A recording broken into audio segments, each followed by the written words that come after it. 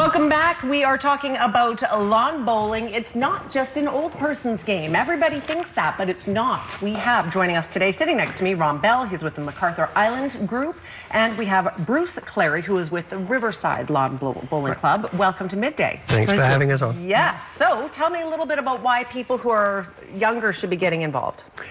Because we're getting more involved with competitions, and because of, as you know, competitions is always geared to younger people, but we are trying to bring that younger person down to this level.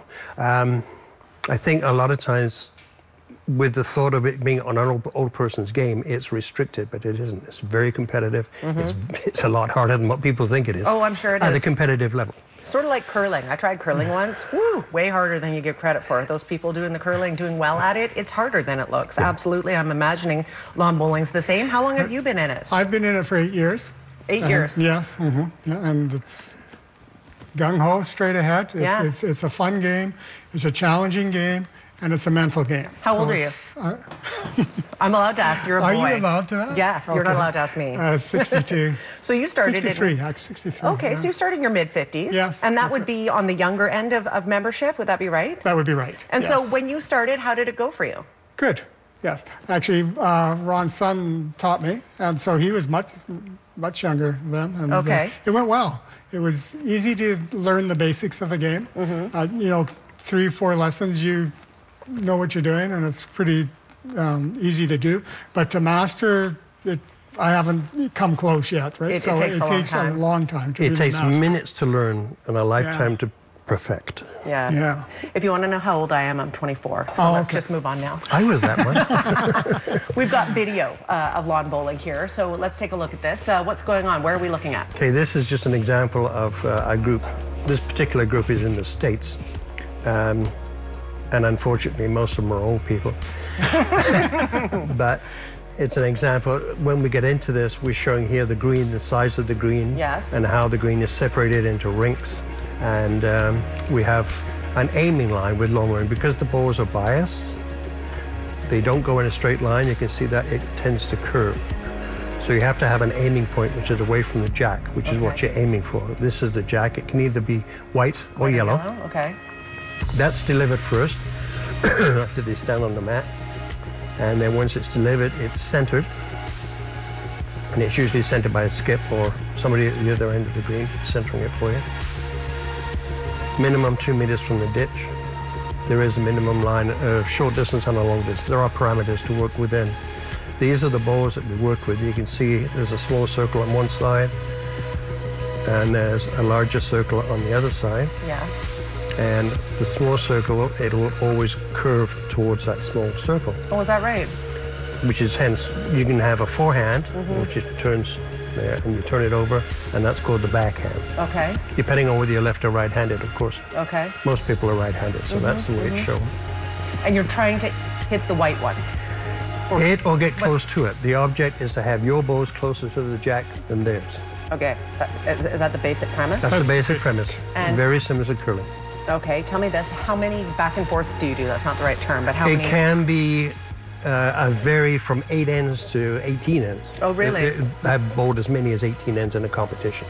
But for the most club level, it is usually about 10 or 12 ends. Okay. Bruce, you've been with it for 8 years. What keeps you coming back? The social aspect. Yeah. And the competition. So I do enjoy the social part of it, but the competition is good. We've now set up where the 2 clubs compete between each other. We can compete within the interior. So the interior each has competitions.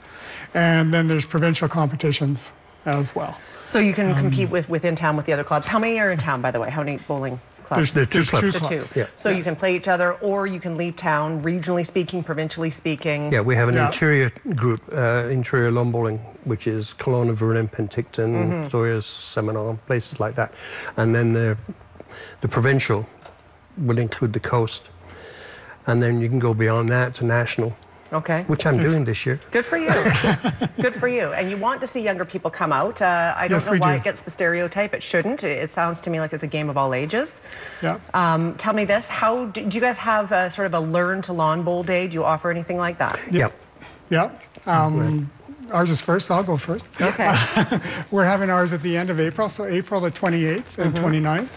We're offering 2 sessions, one in the morning at 10, one in the afternoon at 1 on both days.